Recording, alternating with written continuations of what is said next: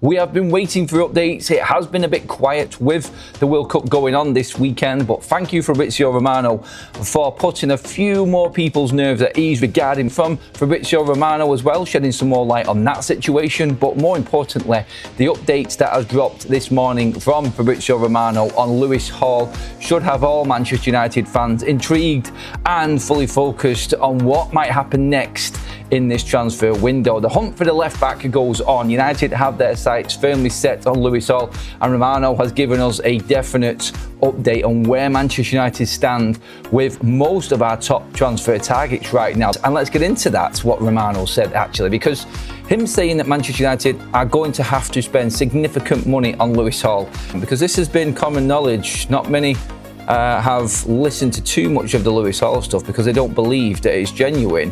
But there is a genuine interest in Lewis Hall. This has been said by a few now, and now that Romano is talking about it in detail like he was on his YouTube channel this morning, it is now talk of the town again, because he has said that Manchester United are interested, definitely interested in the Lewis Hall situation, and have made talks and started talks and continued talks was his latest bit. So Man United have already started talks with the personal side, so the representation of Lewis Hall. Romano's update this morning was around Manchester United continuing them talks and staying up to date with everything on Lewis Hall's situation. Of course, there are lots of rumours flying around Newcastle at the moment about the unrest behind the scenes, which nobody knows about and everybody's guessing about. We're only reading reports that are out there in the public domain. So we put two and two together. We'll listen to some other podcasts and verdicts from different people that might be in the know, and then we read some more articles trying to figure out whether this is doable. But when Romano comes out and says that there is interest, then there 100% is. Now let's back the all story. Even Ben Jacobs, another top transfer insider, was asked about Lewis-Skelly's situation at Arsenal, and here is what he had to say. Well, he's been on the list for quite some time. I think Lewis Hall is higher. Both are difficult. Miles Lewis-Skelly naturally was pushing for more minutes in the earlier part of last season, but then ended up starting a Champions League final in midfield. So Arsenal are calm about that situation. Genuine appreciation, but it would require Arsenal's position to change. And with Lewis Hall, Manchester United are exploring that deal, but Newcastle United don't want to sell and have got a high asking price. Manchester United have taken a step towards signing Lewis Hall, with two journalists providing updates on the Newcastle United fullback. Hall joined Newcastle on loan from Chelsea in August 2023, and the deal included an obligation to buy worth £28 million, plus a further £7 million in potential add-ons. The transfer was a dream come true for Hall, as he has family members who are lifelong Newcastle fans. However, the chances of the four-time England international leaving St. James's Park this summer are on the rise. Hall was left frustrated at the end of last season when he lost his starting place at left back to Dan Burn, which in turn saw the 21-year-old miss out on a place in Thomas Tuchel's World Cup squad. Hall is also concerned about the direction of Newcastle's project following the departures of Alexander Isak, Anthony Gordon, Sandro Tonali, and manager Eddie Howe over the past year. Captain Bruno Guimaraes is on the verge of joining Arsenal, and Hall could follow him out of the club. Man United have identified Hall as their top target to improve the left-back position, with players such as Alejandro Balde of Barcelona and Miles Lewis-Skelly of Arsenal also on their radar. One previous stumbling block for Man United was that Hall and Howe are both represented by the team agency. But according to Old Trafford reporter Andy Mitten, Howe's departure represents a boost for Man United as they pursue Hall. Mitten said on the United We Stand podcast, the Lewis Hall situation is interesting because he shares an agent with Eddie Howe, and he's now stepped down as Newcastle manager. That was definitely an issue, but it'll be less of an issue now, is my understanding. I understand that Lewis Hall would absolutely be amenable to join Manchester United. Our transfer correspondent Graham Bailey revealed on Thursday that Man United are preparing a huge opening offer for Hall, with the pursuit being led by their director of football, Jason Wilcox. The exact value of that proposal has yet to emerge, though Hall is expected to cost around £60 million. Okay, let's get into the transfer news.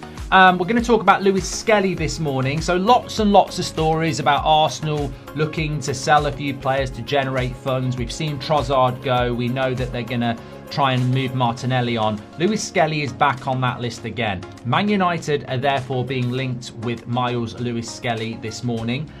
He is seen as a viable option for United and one that they will explore if Arsenal are looking to sell at the right price.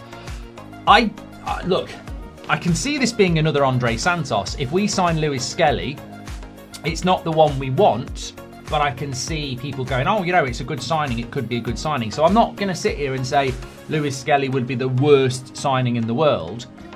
But this is sort of what I've been talking about the last 48 hours. There's a lot of talk around Lewis Hall and he wants to join Man United and Man United want him. But I just feel, is this not the story of the summer? Mateus Fernandes wants Man United want him, but we sign Andre Santos. Man United want Elliot Anderson, they want Tchouaméni, but they sign Tielemans. Not to say that Tielemans and Santos aren't good players, but we run this story of we want this player and we end up with this player. And I don't think this is acceptable, because if we sign Lewis-Skelly, what are we doing? Killing two birds with one stone? He can play midfield, he can be the third midfielder, and he can also be the left back. And that to me is cheap. Like, we need a specialist midfielder and a specialist left back. And I don't think Lewis-Skelly is either of those things. I also think that buying a player from Arsenal, why has he not made it at Arsenal? Why would Arsenal be willing to sell him? If he's so good, why are Arsenal willing to sell him? Now, you could say the same thing about Santos. Why have Chelsea done it? And he could still be a really good player for us. But also, I think the final thing for me is, why have we become a football club that wants to fund Arsenal signing players we should be signing, like Bruno Guimaraes, like maybe Vinicius Junior? So talk us through the business they've already done. Yeah, absolutely. Well, slightly different being here with you, Matt, compared to being outside at Salford Quays to talk about this. But yeah, look, some of the signings so far, we knew midfield was a priority this summer, and they've acted pretty quickly in terms of getting Andre Santos and Yuri Tielemans in for around 85 million pounds altogether. Now, Cole Darlow, he's coming in on a free from Newcastle United because we're expecting Altay Bayındır, Radek Vitek to both leave the club this summer. Andre Onana went back out on loan to Turkey as well. So Cole Darlow will essentially be the number 2 going into the season. We have Tienan Thompson here as well from Tottenham Hotspur, very highly rated young winger who will get first team exposure this season. Sebastian, I know you know him quite well, but he'll get first team exposure with, if he impresses, he might get some opportunities on that left hand side this season as well. But then the question is this enough? I mean, the midfield has been dealt with.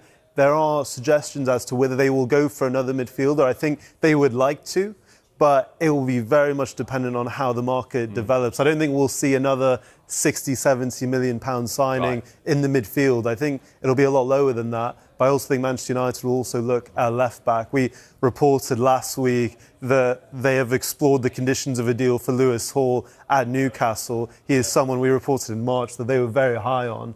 And the reason being that Luke Shaw only has 12 months left on his contract. Patrick Dorgu is an interesting one because he's between being a left back and a left winger. And they only have Diogo Dalot, Nusayr Mazraoui, who can play left back, but it's not their preferred position.